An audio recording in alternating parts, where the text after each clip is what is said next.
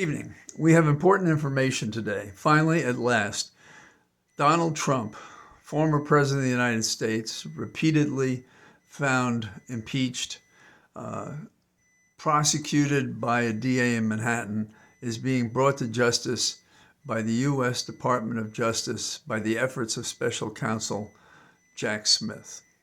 We have to be grateful to Jack Smith and his team for doing what just didn't seem possible. Even now, people who hear this are so cynical because of the delays that they'll find it hard to believe.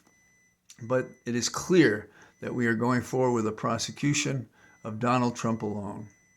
When I was asked earlier this evening if I would talk about this tomorrow, I said I would. I said, but you had to give me a few moments to dance around my room and absorb the fact that finally democracy had returned to the United States. The penalty of not acting has now been assuaged by the fact of finally prosecuting seriously for crimes he committed Donald Trump. Now, let's go over just the outline because we do not have the details because it is a sealed indictment. It'll be unsealed sometime on Tuesday before Trump's appearance in Florida at about 3 p.m. But he is accused of retaining national defense secrets. We have basically had him tell us, the people of America, that yes, he did, and he thought he could because he could just touch his mind, and then that would be sufficient under the law. He lives in a fairy tale world in which he tries to tell people if you believe it, that's sufficient. Well, I don't believe he believes it. And there has to be an objective standard. We cannot go on some subjective feeling or belief. And these beliefs are often delusional, as I've said in some other context when discussing the defense of Trump and his series of accomplices. So he's charged with retaining national secrets. He's charged with obstructing justice. Again, we'll see the details, but we do know that he not only had the materials, but he kept them to himself, and he didn't allow them to be returned to the Justice Department then or to the archives where they are properly kept. And he misled people that he had surrendered the documents when he hadn't. A subpoena was issued, more documents were presented, and finally it took a search warrant to discover there were even more missing. And we've heard of at least one meeting in New Jersey in which he made reference to these defense documents that had some relationship with military advances on Iran, presumably war games kind of stuff, hypothetical approaches and so forth, important information that shouldn't be discussed. And in the tape recording, it is reported that you could hear the rustling of paper suggesting he had the document in hand. Not his lawyers nor Trump afterwards, when he was requested to produce them, could produce them.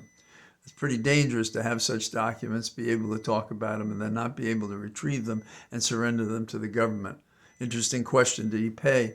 Was he paid anything for releasing this information to Iran or anybody else who might profit from it? So we have from him apparently false statements, which is another charge. And there's a charge of conspiracy, which means 2 or more people were involved in these crimes. It's in Florida probably because there are so many contacts with Florida, more than those involved in the D.C. area when the then President Trump was taking these documents in boxes before they went to Florida. It probably makes sense to go there. There'll be concerns about choosing a jury. I suppose that would be true anywhere. And there'll be motion practice attacking some of the evidence that the government rightly wants to present. For example, the documents that his lawyer had based on conferring with him that a judge decided was evidence of wrongdoing, and therefore using the privilege to conceal what was wrongdoing, which is not legally acceptable. One of the charges is an espionage charge. It is a 10-year charge. It doesn't have capital punishment. It has 10 years maximum. And in the case of a use of documents that are defense related and they're released to anyone in a variety of fashions that appear to have occurred here exposes the defendant, Trump in this case, to serious penalties. So all of this is interesting law. There are a couple of things that we have to note. One is this is historical. This has never happened before. And I think it hasn't happened because however foul or base or compromised any of our national leaders have been, no one has done anything of the dimensions of dastardly and tragic and betrayal acts as has Donald Trump. Going back to even how he was elected when he ran in 2015 and 2016, and then everything that's happened since.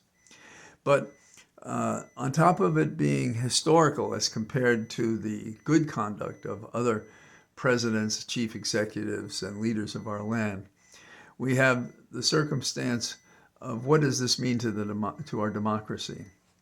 It is an important step back to the point that no man is above the law. We have said it, they have been empty words. This restores the significance of that fact that we are all equal before the law when you can bring a former president for the acts he did that deserve this shame and disgrace and prosecution. It says a lot about restoring our democracy by this prosecution. I have been very persistent over time in the delays in prosecuting anyone in these cases. That is, the people who called the shots on the insurrection, and then certainly the things that were uncovered more recently involving the documents that Trump took out the door when he left the White House. This says to Americans, finally, you can breathe a little easier that we are restoring our republic. Is it over yet? No. Will there be doubts? Yes, of course there will be. And that is healthy because we have to continue to press the case to the government that promising us something rather than doing it, rather than giving us the actions of what a democracy should be, and that people who commit wrongdoing and compromise our values and do it in violation of the federal law and of the Constitution should be punished for it. So I don't know how you feel, but I suppose if you're listening to this and you care, you at first had difficulty believing the report. I thought days ago that this appeared to be a serious report, but I also had that cynical reserve that perhaps it wasn't.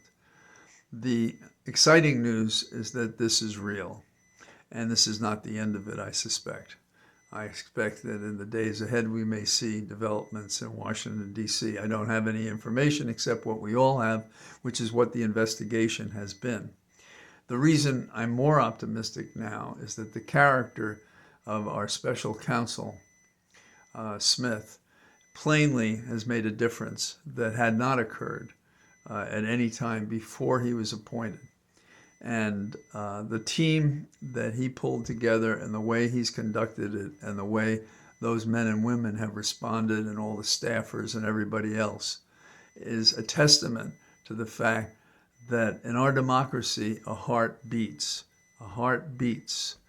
and that those autocrats and monarchists and those slimy people who live in a place of wheels and springs and think they can do whatever they want have learned that our standards are being restored by this criminal prosecution. What we learned from Nixon, perhaps, is you can't let these people walk away because it leaves damaged the very ground of our being as a nation. So I hope, like you, you're encouraged that we're on a different plane, that America is regrouping and moving forward, and hopefully we'll see distinctions on other bases than this. The sad thought, some are even mentioning now, is that somehow or other Trump, even if convicted, would go all the way to November in 2024, he would be elected and he would pardon himself. That would be terrible. I also think it's unlikely. I think with the prosecutions that are pending, that this man should, in a country that believes in truth and fair play and the basic principles of the Constitution and of the laws of the land, and what is just decent and right, will cast him aside. Maybe not as many as we would like, but they will cast him aside. And we will make another large step forward to reforming our nation, bringing back our republic. So, sorry to call or speak this late, but I'm glad that I couldn't speak until late because I wouldn't have had this news otherwise. So, all the best. Confusion to our enemies. And may equality among all of us and fair justice for all people reign. All the best. Bye-bye.